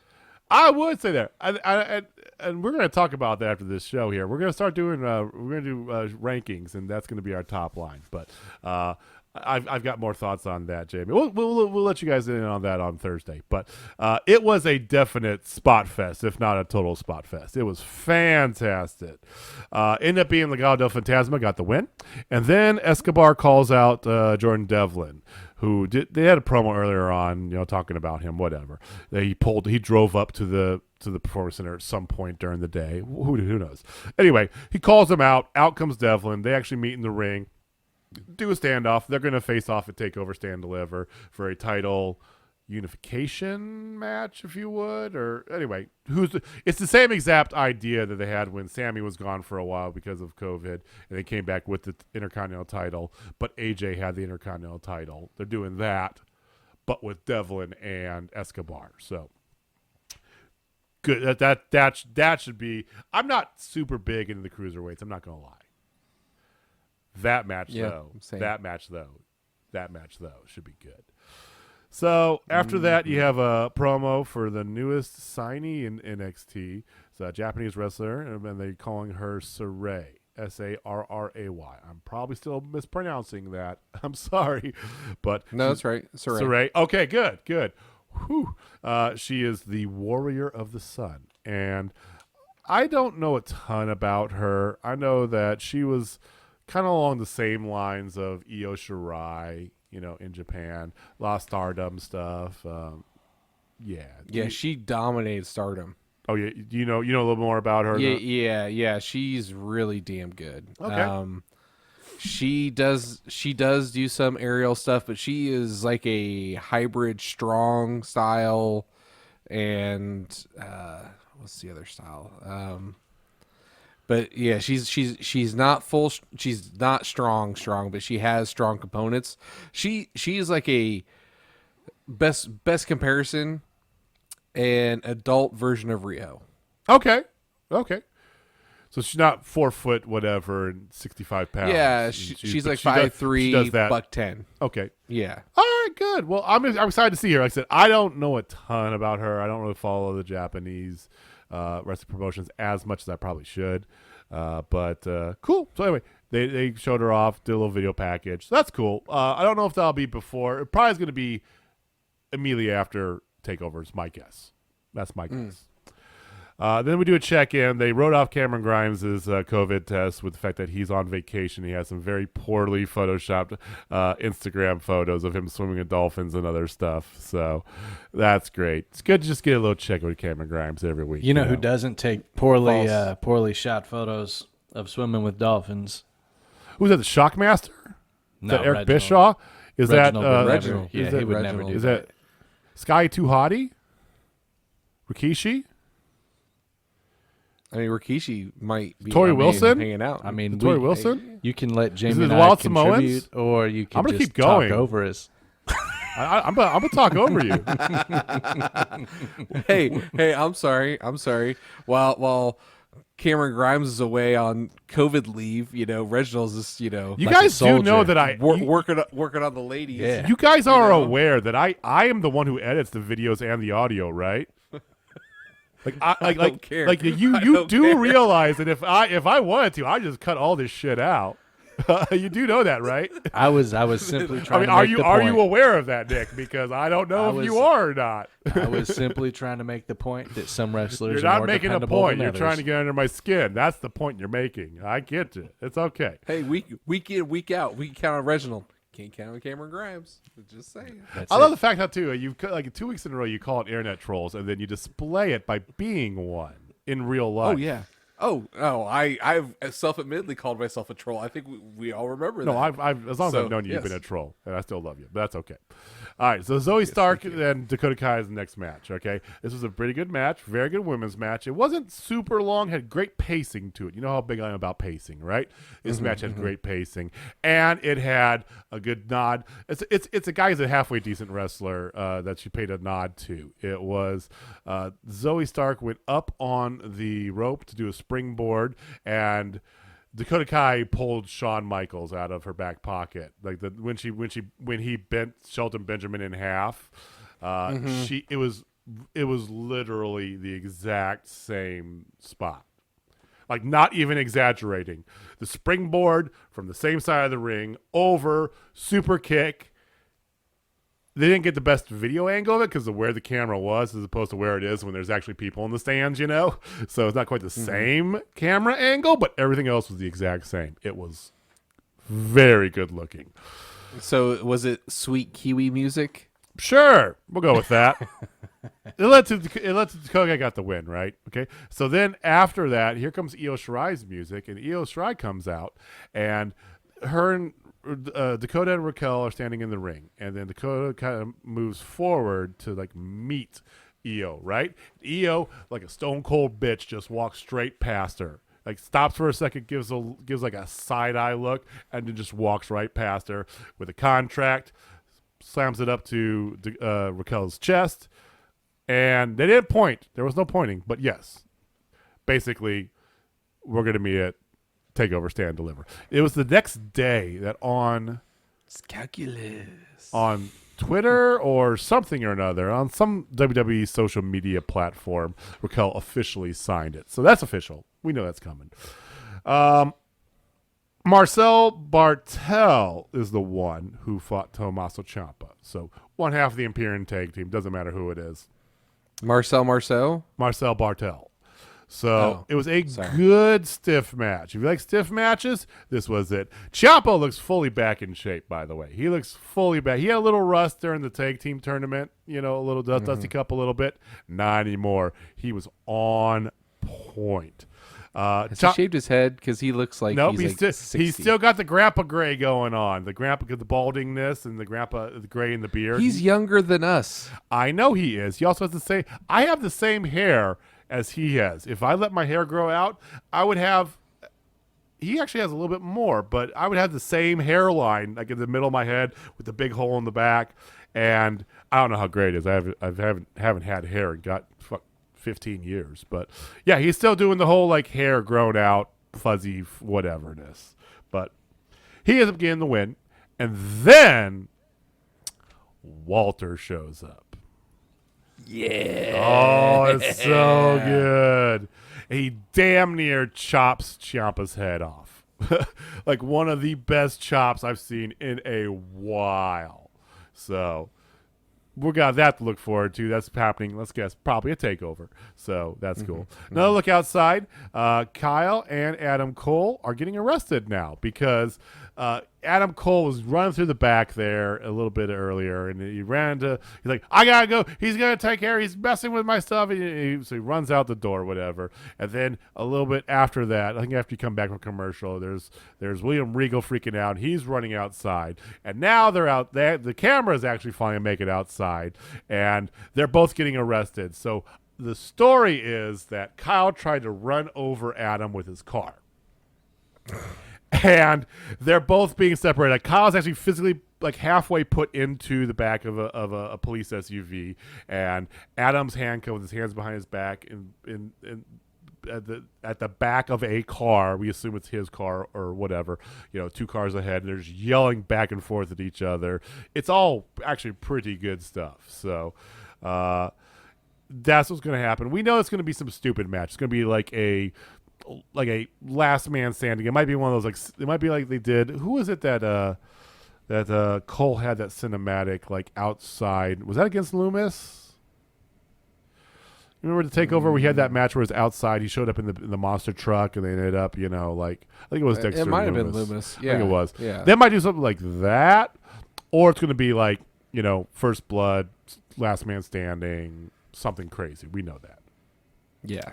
So LA Knight's got his debut next against some dude.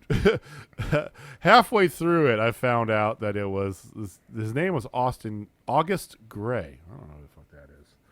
So, of course, LA wins. The highlight, if you would, of the match is that Bronson Reed comes out with LA's blue leather jacket. Apparently, it's Gucci. It's not, but comes out with his leather jacket and tries to put it on. Oh, he does a fat guy little coat? He does the fat guy little coat. Fat guy little coat. And busts right through it.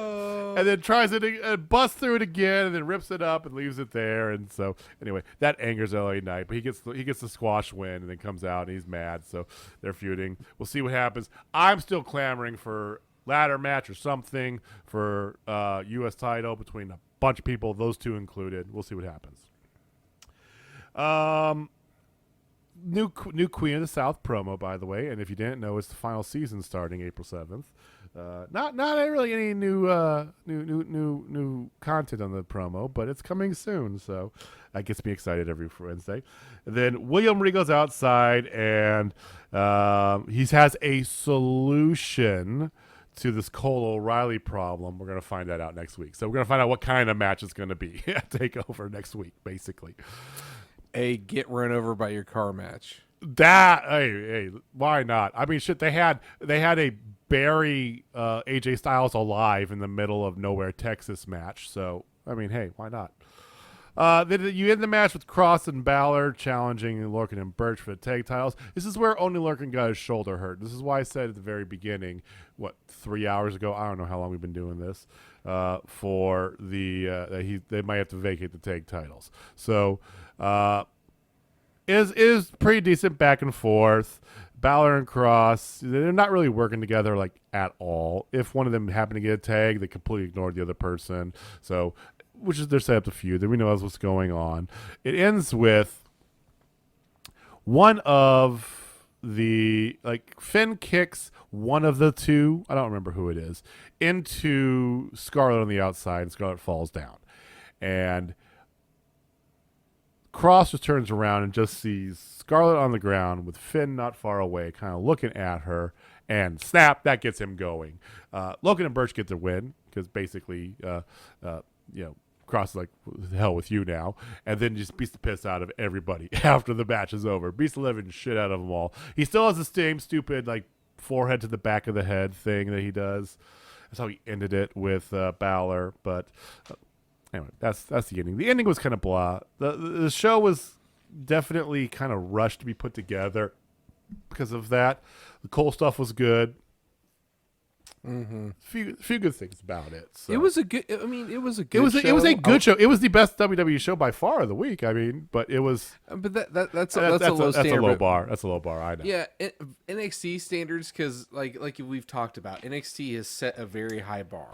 Right. They really have, and this one was definitely below that. It's like KU basketball. This season has definitely been not that good because we have a very high standard because we won lots of championships.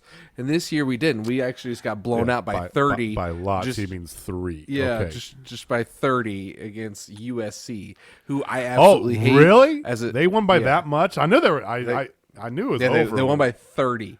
Wow.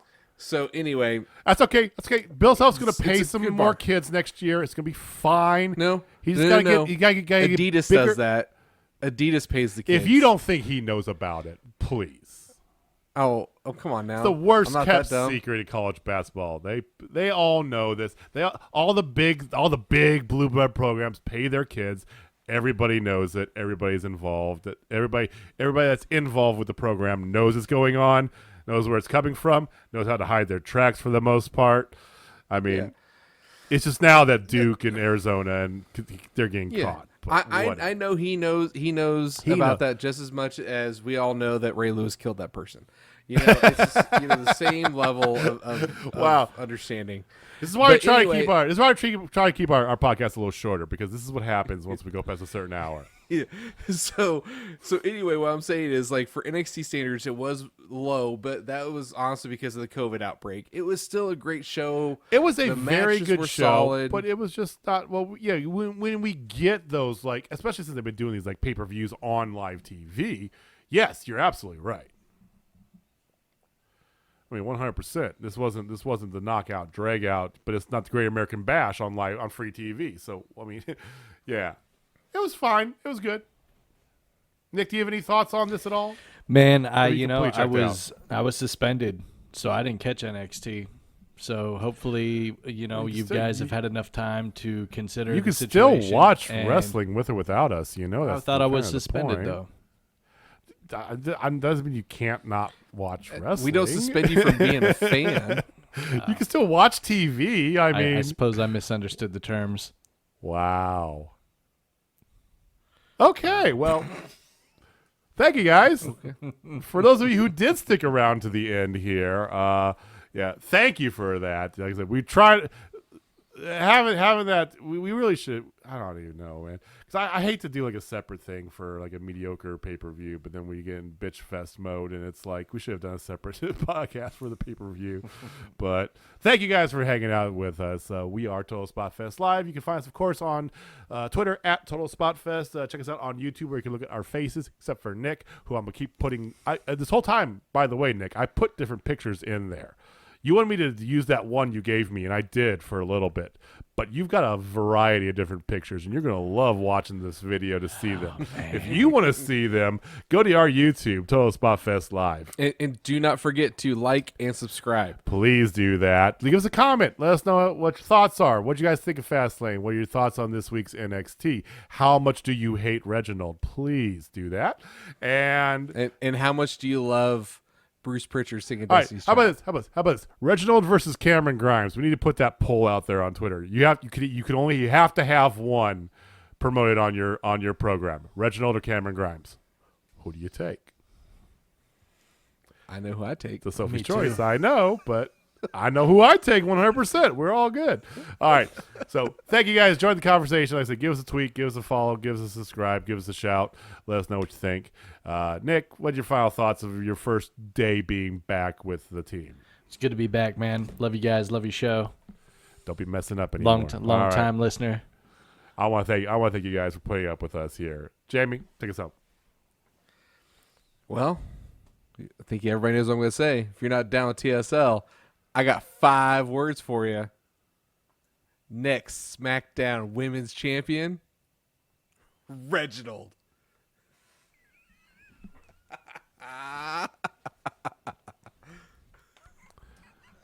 It's worth it. It's so worth it. JJ's so mad right now. You know I can cut this out. I can cut that out in a second. But you won't because it's hilarious. We'll see. We'll see about that. All right. See you guys on Thursday. Peace.